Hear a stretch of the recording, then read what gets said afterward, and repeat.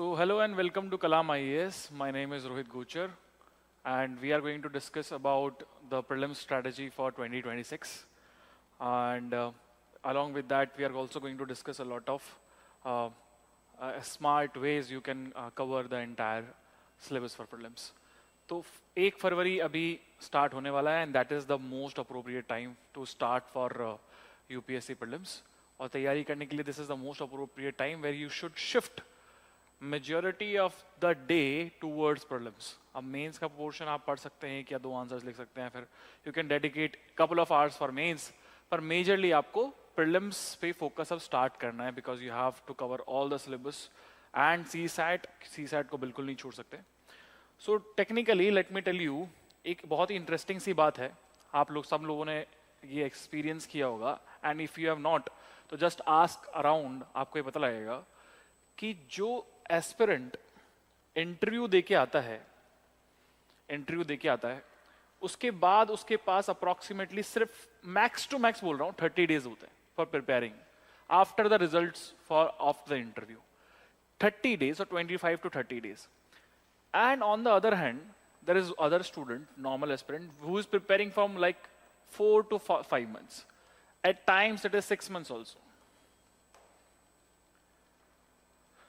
The magic is, the catch is, कि अगर ये 10 लोग अगर after the interview, if they will appear for prelims with just 25 days of preparation or approximately 20-25 days of preparation, and these 10 people are going to come जो कि 5-6 महीने से तैयारी कर रहे हैं, there are chances that around 70 to 80% of the interview appear aspirants they qualify for mains, they qualify prelims.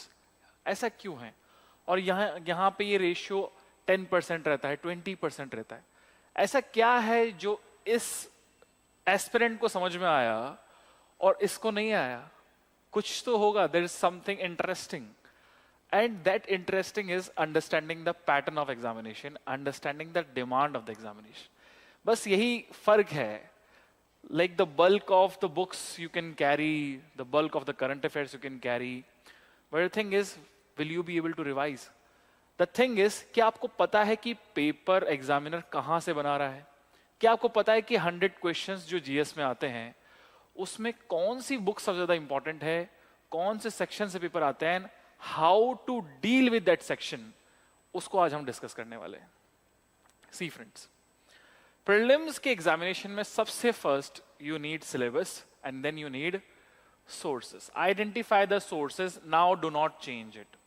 Okay, अगर मैं बात करूं सोर्सेस की, देयर आर बेसिक एनसीईआरटीज. ऐसी कोई बुक का नाम नहीं, मुझे नहीं पता जिस बुक का नाम आपको नहीं पता, जो प्रीलिम्स के लिए, जो पॉलिटी के लिए, जो लक्ष्मीकांत है, मॉडर्न हिस्ट्री के लिए स्पेक्ट्रम है, then NCERT for geography, and there are dedicated books for each and every subject which everyone knows the major sources. उसमें प्रॉब्लम नहीं आएगी. And one major source of prelims is PYQ as well as mains, but PYQ is very important.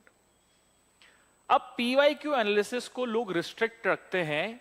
एक बहुत ही बड़ा जो myth है, that myth is that the prelims PYQ इसको address या फिर इसको यूज करने का तरीका ये है कि इसको सॉल्व करके चले जाना. No, that is not the way to deal with previous year question. उसको प्रीवियस ईयर क्वेश्चन एनालिसिस नहीं बोलते. पीवाईक्यू एनालिसिस क्या होता है? First of all you understand the source of these questions, from where the examiner is asking. Then you understand the way questions are framed from that topic. What language examiner is using.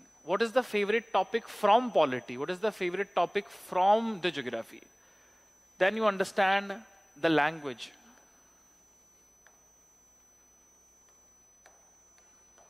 Very important. You understand the language of the paper. Right now I'm going to show you how do they manipulate with the existing knowledge. How do they frame the questions. That is very important. Source is, इसके लिए हम, you can refer to the shorts which I have made. I have given source reveal series हम अभी चला रहे हैं in the Kalam IAS, where we are proving There is no need to mug up you. There is no need to have 10 different books for one subject. आपको एक ही किताब काफी है और उसके अंदर मैं प्रूव कर रहा हूं कि एग्जैक्टली कहां से पेपर आता है, पेपर एग्जामिनर कहां से बना रहा है, what is the source, what is the book which examiner is also reading, which you are also reading. वो वाला वे in which way the examiner is framing the paper. Is it all the questions are difficult or some questions are doable? Okay. See friends, prelims के अंदर एक ही topic से, whether it's polity or history, easy, moderate and difficult, तीनों सवाल आते हैं. There are doable questions also, there are moderate questions also, and there are difficult questions also. Now it's your, that's why out of 200 marks you have to cross the 100 marks barrier. आपको 100 marks का barrier अगर आप cross करते हैं तो that means you are in safe place. अगर मैं पिछले 3 से 4-5 साल के ट्रेंड की बात करूं अगर, so आपको कौन से क्वेश्चन छोड़ने हैं या फिर कौन से question you must answer correctly and how to deal with moderate type questions, that is very important. तो हर साल when you are doing previous year question, so PYQ for example if I am doing for history or any other subject like polity or geography, तो आप उसमें देखिए what questions are you going to put in easy category, moderate category और difficult category. Mandatory नहीं है कि if the question is coming from polity तो you must solve it, ऐसा मैंडेटरी नहीं है. If this question is so difficult, it is from out of the context, leave that question, understand the pattern of the examination. ये बहुत ज्यादा जरूरी है. Okay, so I will show you right now with proof कि किस तरह से questions बनते हैं और किस तरह से क्वेश्चंस को आपको एड्रेस करना है. For example if there are questions like this also from the polity, some questions are from the DPSP also. कुछ क्वेश्चन ऐसे होंगे जो आपको DPSP से आ जाएंगे, and that is very conventional topic, जहां से सवाल आते ही हैं, कोई बड़ी बात नहीं है. And there are some difficult questions also. So question easy भी है and question difficult भी है. This is UPSC prelims 2025 का क्वेश्चन मैं आपके सामने लेके आया हूं. Okay? ऐसे ही आप हिस्ट्री में देखिए. हिस्ट्री में the question is as easy as this dancing girl in the Indus Valley civilization in the Harappa Mohenjodaro में, वो किसकी बनी हुई? It's bronze. It is so easy, so we put it in the easy category. And who provided legal defence to the people arrested in the aftermath of Chauri Chaura incident? तो Chauri Chaura incident के बारे में पढ़ते हैं हम, we study about the non cooperation movement, पर किसने legal assistance दिया था ये नहीं है. तो it is a difficult question for all the aspirants. It is not a cakewalk question like this. So her chapter से easy, moderate, difficult सवाल आते हैं. It's your presence of mind in the examination, which one to solve, where to you can take the risk, and where you have to leave the question. There are some questions which you must leave, जिसका आपको कोई भी idea नहीं है. Okay? उसकी भी अपनी एक strategy है कि आप दिमाग में, like if you in the examination hall, if you are able to solve good number of questions, around 80 questions or 80 plus questions with good confidence, with good logical presence of mind, तो आप calculated risk लीजिए. अगर नहीं mandatory तो मत लीजिए. But yes, if 65 questions were only with knowledge and logic, but you need to touch around 85, then you can take the risk. That this is how you change your strategy. There is no rigid strategy in UPSC prelims. आप जब examination hall में जाएंगे तो आपकी strategy paper को देख के modify हो जाएगी. Okay, and that is the beauty. आप 2023 का पेपर देखिए, 2025 का पेपर देखिए, आप सेम स्ट्रेटेजी लेके नहीं जा सकते. Otherwise you are going to fall into a trap. Okay, 2024 का पेपर आप देखेंगे, उस तरह से नहीं ले सकते. सेकेंड स्टेप क्या होगा? फर्स्ट स्टेप आपने ले लिया, identify the sources with PYQs. Then prioritize the topics based on previous year question. That is my step 2. अब मैं क्या करूंगा? मैंने sources, अब मुझे prioritize करना है. Within polity also there are important topics. For example, if you analyze the paper, आप paper का अगर analysis करेंगे, like for example, if you are doing PYQ analysis of 2025, 24, 23. So the most important topic is parliament.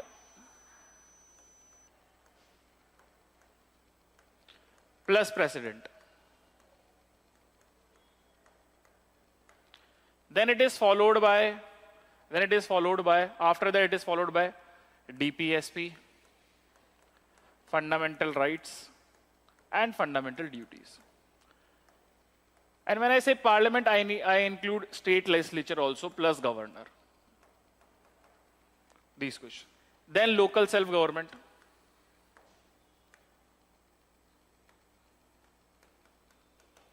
And then the list continues. So आपको इन chapters को prioritise करना है कि मुझे सबसे ज्यादा revise. For example if you are reading the entire book 5 times और for example 3 times, तो आपको इन टॉपिक्स को जो टॉप प्रायोरिटी वाले हैं इनको 5 times पढ़ना है. Okay, 1 2 3 4 5 times, more number of times, because question is coming from with in the lines. यहां से सवाल आता है और क्वेश्चन आता ही है. If you do the analysis of 10 years, question यहां से आता ही है, मैंडेटरी आता है.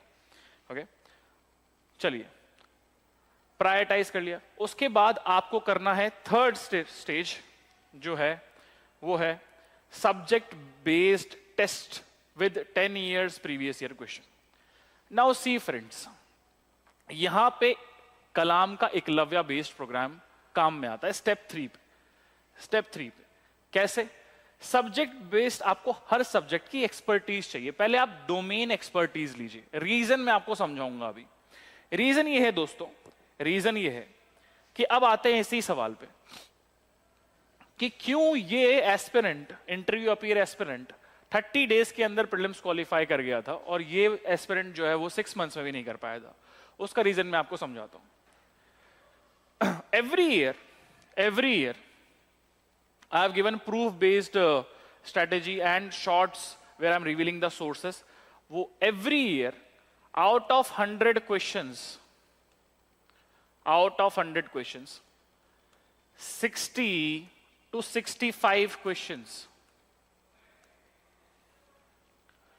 60 to 65 questions directly, not indirectly, directly come from core section. Core areas क्या है दोस्तों? कोर क्या होता है ये देखिए. Directly comes from these core themes. What are these core themes? That is history, geography, environment, economy, polity, science and technology. Okay, these are core subjects जहां से क्वेश्चन आता ही आता है directly, not indirectly, directly. If now going back, अगर मेरे को पता है कि on one side I have 6 books और योर नोट्स प्री-prepared, on other side I have 2000 pages of current affairs, and I know out of these 6 books 60 to 65 questions are definitely going to come, definitely आना ही है. तो my first priority is to secure this lot. इस lot को मैं secure करूंगा for कि ये 65 सवाल तो मैं ensure करूं कि ये मुझे आने चाहिए और मेरे पढ़े हुए एरिया से आना चाहिए. First priority. The mistake that 6-month student was doing is running after this. और इसका कारण ये है दोस्तों, ये 2000 पेजेस के करंट अफेयर्स बच्चे इसके पीछे इसलिए क्रेजी होते हैं, इसके पीछे इसलिए कोर को नजरअंदाज करते हैं because the test series in the market is spreading a misinformation that this is important. There is a FOMO, fear of missing out within the students that I am not doing current affairs properly. और उसका कारण ये है कि जो market के अंदर test series होती है उसमें major questions are coming from the current affairs, but that is not the truth. And that is why in the Eklavya program, in the Eklavya prelims program हमारा फोकस है स्टैटिक एरिया को cover करना, static area को cover करना. In this we have 100 hours of recorded lectures, 100 hours of recorded lecture on the core area. अब in 100 hours में I have completed geography and environment, then other faculties have covered economy, polity, history और core areas, दो 65 questions हमने आपको secure करने की कोशिश करी है। दूसरी बात सुनिए दोस्तों, इसमें हमने थीम्स आइडेंटिफाई करी। जैसे मैंने आपको बताया कि कौन सी थीम ज्यादा इंपॉर्टेंट है, जैसे जैनिज्म बुद्धिज्म ज्यादा इंपॉर्टेंट है, या फिर गुप्ताज ज्यादा इंपॉर्टेंट है, या फिर चोलाज या फिर विजयनगर एम्पायर ज्यादा इंपॉर्टेंट है। इन थीम्स पे हमने सारे सिलेबस को डिवाइड किया है और उनको कवर किया है। So for example if you want to cover like the ancient history, तो आप उसके videos, you open your notes जो बुक है और you play the 100 hour lectures में। इसमें आपको जरूरी नहीं है कि सारे पढ़ने, दीज आर रिकॉर्डेड लेक्चर्स। आप अपने नोट्स को सामने रखिए, बुक्स को सामने रखिए और वीडियो देखिए कि एंशिएंट मिडिवल का। ज्योग्राफी में आप ट्रॉपिकल साइक्लोन्स देखिए, वर्ल्ड मैपिंग देखिए और उसके बाद अपने नोट्स को सामने रखिए। You can study, then watch the video to have conceptual clarity, or you can watch the video and then read your notes ताकि better understanding आ सके, जल्दी syllabus खत्म हो सके। So it is a very flexible mechanism जिसके अंदर आप पूरे syllabus का जो core area है उसको individually master कर सकते हैं, individually master। और यहीं पे आती है strategy का next stage। जब आपने core area को mastery कर ली, जब आपने इंडिविजुअल सब्जेक्ट खत्म किया और उस पर टेस्ट लगाया, अब आप टेस्ट कैसे लगाएंगे? See, in the Eklavya programme we are having theme based test. आपने एक टॉपिक खत्म किया, आप उस पर टेस्ट लगाइए, उसको टिक मार्क करिए, आगे बढ़िए। उसके बाद जैसे इकोनॉमी का फुल लेंथ सिलेबस हो गया, फिर ज्योग्राफी का हो गया, physical geography, Indian geography, mapping, आप ये कंप्लीट करें। आप यहां तक क्या कर रहे हैं? Till 1st of March 2026 what you are doing is कि आप जो सब्जेक्ट है, इंडिविजुअल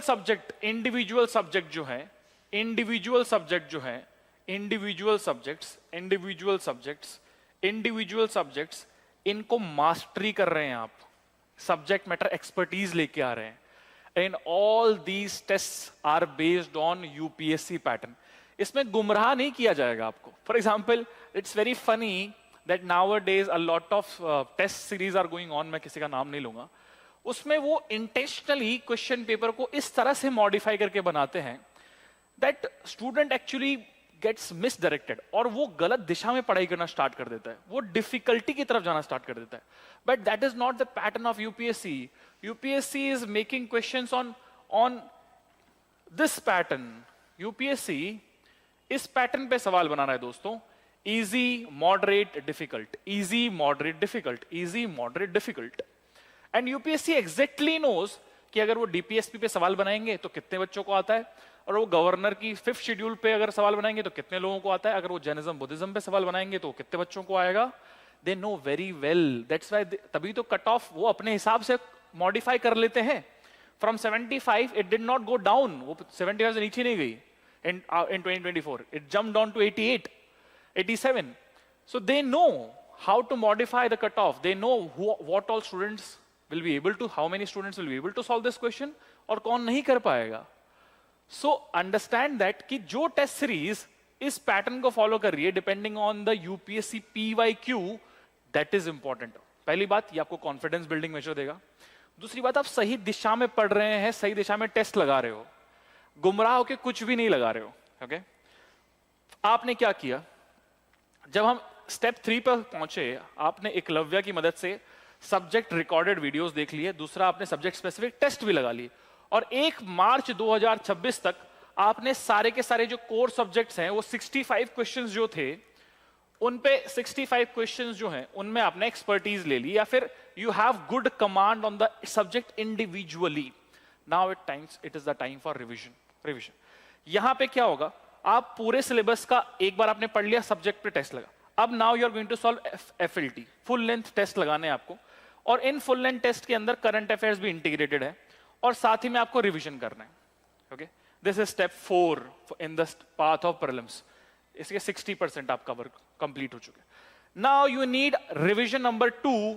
जब आप कर लेंगे ये साइकिल पूरी, हमारे पास in the Eklavya program we have 21 full length tests which are designed with current affairs integrated as well as core based है।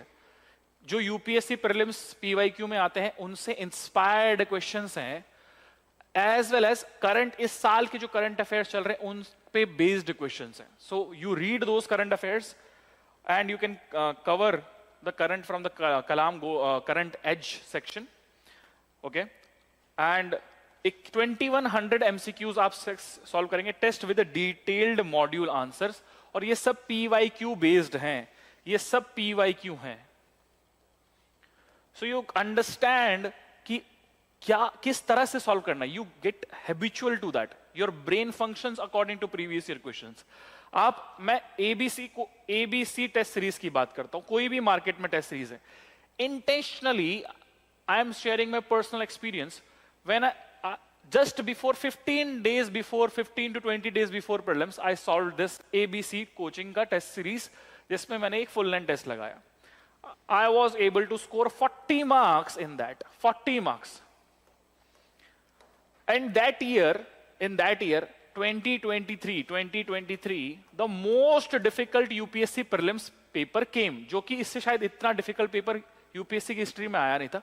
It was a drastic pattern change as well as the type of questions also were difficult. In that question paper, I scored 92 marks, 17 marks above cutoff. See, just 15 days, 15 दिन पहले 40 number दिए और most difficult UPSC paper में 92 marks है. ऐसा क्यों? Because UPSC has different ways, उनका एक सेट पैटर्न है, वो हर सब्जेक्ट से इजी, डिफिकल्ट, मॉडरेट सवाल पूछते. इन्होंने फोकस किया too much of current affairs, और जो इन्होंने कोर के क्वेश्चंस पूछे वो भी यूपीएससी लैंग्वेज पे इंस्पायर्ड नहीं थे, करंट बेस्ड थे या फिर बहुत difficult. Why to give a trauma to a student 15 to 20 days before examination?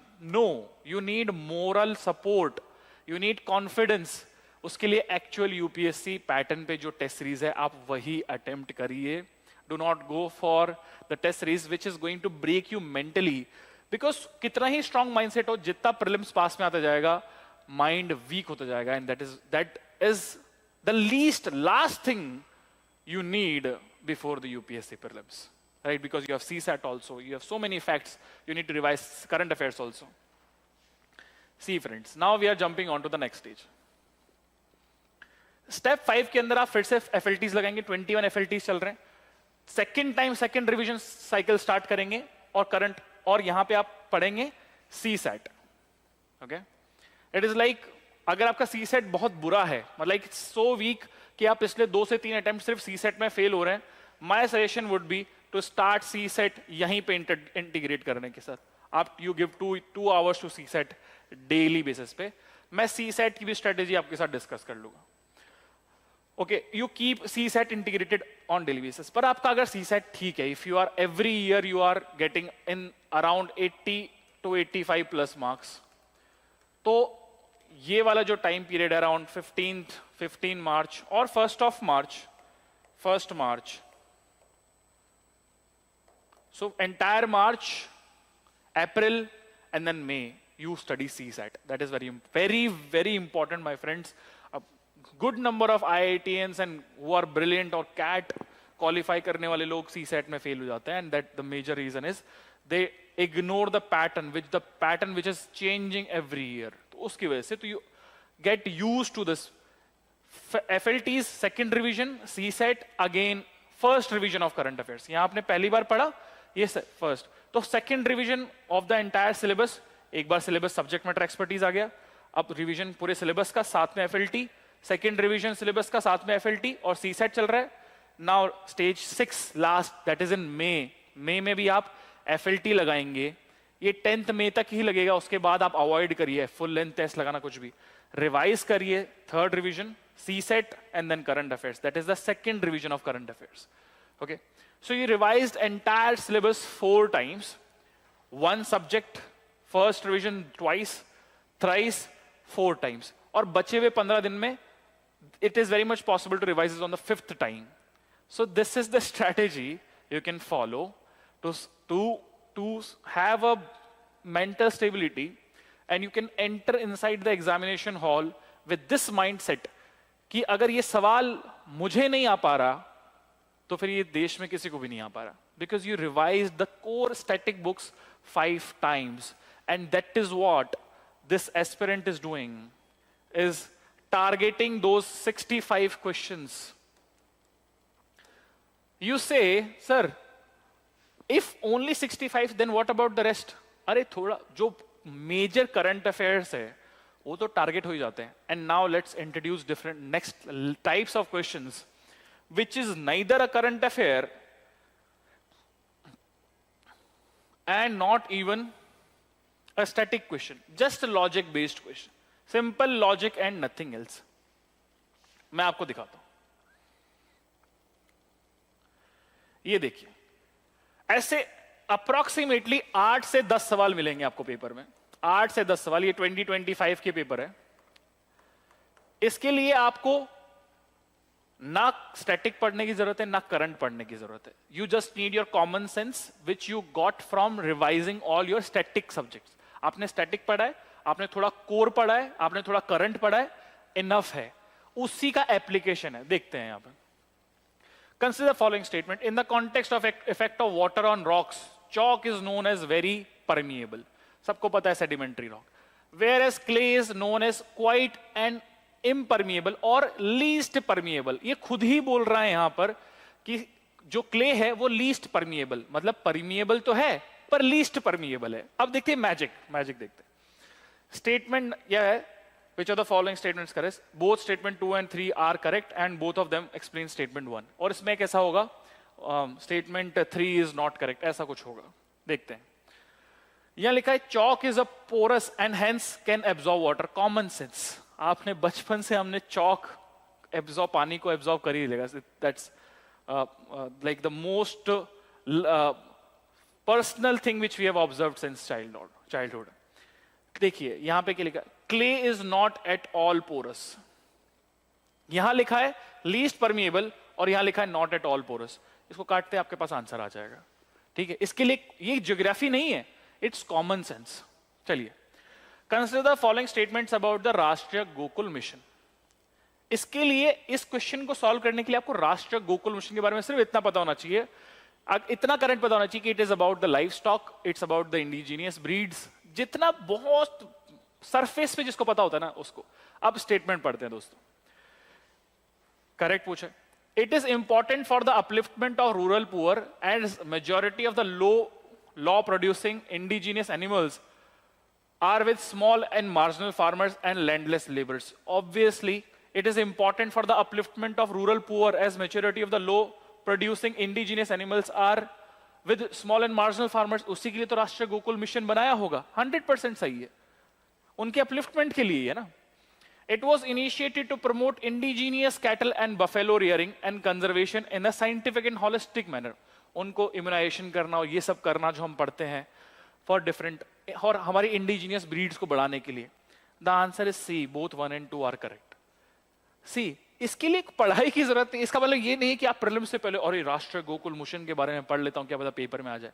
You won't even know कि ऐसा क्वेश्चन पेपर में आएगा. But it came from the general awareness कि आप शब्दों को पढ़ के रिलेट कर सकते हैं कि नहीं. सो ये 8 से 10 सवाल होते हैं दोस्तों. So now I am adding around, मैं यहां पे ऐड कर रहा हूं 8 to 10 क्वेश्चंस जो लॉजिक से होंगे. So this number is going to go from around 70 to 75.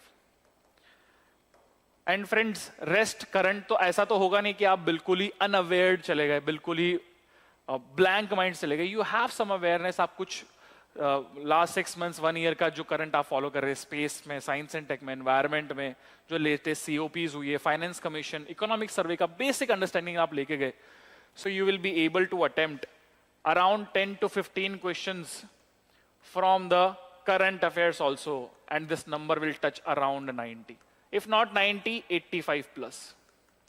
And what this student is doing is approaching these 85 questions. ये आराम से 85 क्वेश्चन लगाता है. सो अपने कोर सब्जेक्ट्स में वही 5 से 6 किताबें उनको रिवाइज करना है, अच्छे से रिवाइज करना है. लॉजिक बेस्ड क्वेश्चंस को सॉल्व करना है हर साल। अगर 10 साल के आप रिवाइज करेंगे तो आपको समझ में आ जाएगा। And some current affairs which are approachable and doable easily, you can easily cross the golden mark of 100 plus. And this is the secret no one is going to share you. And the greatest mistake which the students make is they run after too much. They have to run, पर बहुत ज्यादा भागते current के पीछे।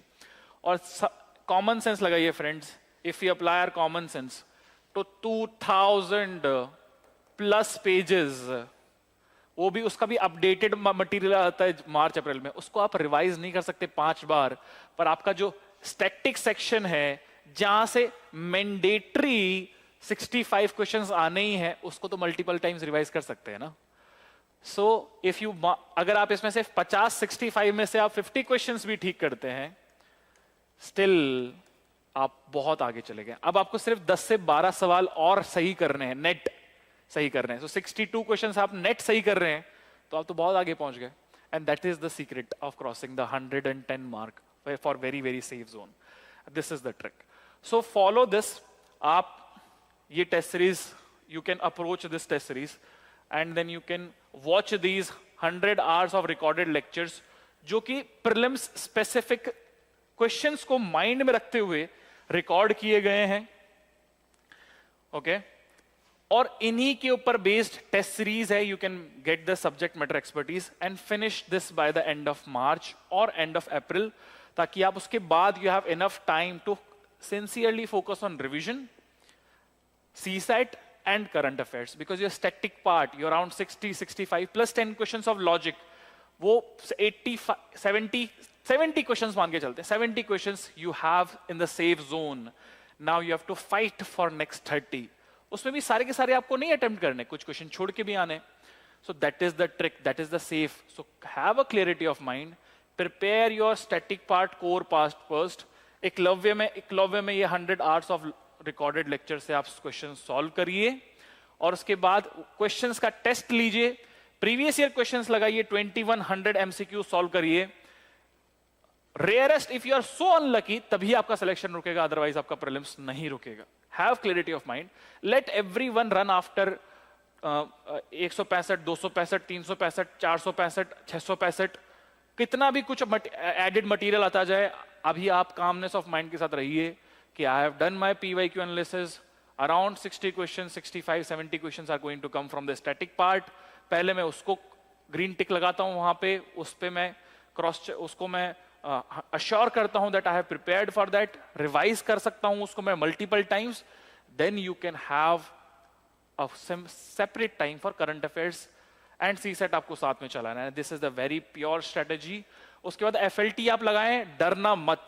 अगर आप किसी भी कोचिंग का इररिस्पेक्टिव ऑफ आर कोचिंग, अगर आपके मार्क्स कमा रहे हैं, डरना मत। If you are prepared your static part properly, आपने प्रीवियस ईयर क्वेश्चन लगाए हैं और आपने PYQ बेस्ड थीम्स को प्रायोरिटाइज करके रिवाइज किया है उन स्टैंडर्ड बुक्स से, आपका प्री नहीं रुकेगा। डरिएगा मत, बिल्कुल भी मत डरिएगा। Okay, because the way UPSC frames question is completely different from any of the coaching. We are also not perfect. We are also not UPSC. We are also trying our best to get in line with those questions. तो हम nearest जाने की कोशिश कर रहे हैं, but we are not trying to make your life difficult. कि ऐसा सवाल डालो कि बच्चा डर जाए। नहीं। Every subject has easy, moderate, difficult. Easy, moderate, difficult. हाँ, पेपर difficult था, moderate था, easy था, ये डिपेंड करता है किस पे, कौन से सेक्शन से सवाल जाते थे। For example in 2025 history was an easy section, okay, but polity was not easy. Polity को ईजी नहीं बोलेंगे, 2024 के पॉलिटी को ईजी बोल सकते हैं, 2025 की प्रीलिम्स की पॉलिटी को ईजी नहीं बोल सकते। It was from moderate to difficult. Lokpal पे जो सवाल था वो डिफिकल्ट था, गवर्नर पे जो सवाल थे वो डिफिकल्ट थे। कुछ कोचिंग्स के पॉलिटी के आंसर्स ही ऊपर नीचे हैं, कोई बी बता रहा है, कोई डी बता रहा है, that means it was not an easy section. जिसको सब इजी समझते थे वो डिफिकल्ट डाल दिया, मॉडरेट डाल दिया। So that is how difficulty of the paper is defined. अगले साल हो सकता है हिस्ट्री के क्वेश्चंस बहुत डिफिकल्ट आ जाए। For example in 2024 history section was difficult. So her paper को किस तरह से डिफाइन करेंगे, इजी, मॉडरेट, डिफिकल्ट, तीनों सवाल होंगे। और हमारी in our test series Eklavya programme we have assured that they are on the prelims line. कुछ सवाल डुएबल हैं, कुछ मॉडरेट लेवल पे हैं जो कंसेप्चुअल क्लैरिटी मांगते हैं, कुछ डिफिकल्ट लेवल पे हैं जो आपकी कोर अंडरस्टैंडिंग मांगते हैं, या फिर इतने इस तरह से डिजाइन है that you to check your presence of mind कि आप वो क्वेश्चन छोड़ते हैं या उस ट्रैप में फंस जाते हैं. ओके, एंड फिर से मैं आपको बताऊंगा कि कुछ क्वेश्चन होते हैं 8 से 10 लॉजिक वाले क्वेश्चन होते हैं जिसके लिए कोई आपको रॉकेट साइंस की नॉलेज की जरूरत नहीं है. अगर एग्जामिनेशन हॉल के अंदर कामनेस ऑफ माइंड के साथ अगर आप ये सवाल पढ़ेंगे तो आपको लगेगा ओ दिस अमेंडमेंट तो मैं पढ़ के ही नहीं आया, I must have gone through the current affairs. See, mines and minerals amendment act है. India has joined the mines security partnership as a member. Okay fine. India is resource rich in all the 30 critical minerals that it has identified. Is it practically possible for any country to be resource rich in all the 30 minerals? No. And once you eliminate this statement, statement number 2, you get the answer. But with calmness of mind, there was no need to mug up the current affair. There was no need to study the static part. Presence of mind and calmness of mind. और ये आपके पास तभी आएगा जब आप fully तरीके से satisfied हैं that I have covered the entire prelim syllabus, the core part also, the static part also, as well as the current affairs part also. And I have practiced multiple time. और multiple times उसका revision हो गया है. और ये कैसे करना है हमें? ये कैसे करना है? Through this strategy. Identify the source through PYQ. Prioritise the topic. जैसे हमने एकलव्य के अंदर थीम्स को आइडेंटिफाई किया है, वैसे आप भी टॉपिक्स को आइडेंटिफाई करिए. सब्जेक्ट मैटर एक्सपर्टीज लेके आइए, उन पे इंडिविजुअल टेस्ट लगाइए, जैसे पॉलिटी का टेस्ट, इकोनॉमी का टेस्ट, इनको एक्सपर्टीज लेके आइए. एफएलटी लगाइए, रिवाइज करिए. एफएलटी लगाइए, रिवाइज करिए. एफएलटी लगा के रिवाइज करिए. This is the strategy, this is the way out. These are the 6 steps. After this, you will enter inside the examination hall of prelims with a lot of confidence and certainty that I have prepared well. अब result जैसा होगा वो देखा जाएगा, but I have prepared well. And this is the right path, my friends. This is my personal experience. I failed my first 2 prelims, then I cleared my next 3 prelims with this strategy. So I'm telling you my personal experience. Do not run. Prioritize what is important. Those 65 questions are very important. Revision is more important. Subject matter expertise is more important. And then उसके बाद आते हैं current affairs. तो इसको ऊपर मत रखिए. Okay? So this is the strategy. We'll be coming up with more videos discussing about the CSAT strategy and other strategies. Till then, save this video, subscribe to Kalam IAS, and then we'll be updating you with the coming strategies for the UPSC Prelims 2026. All the very best. Thank you so much.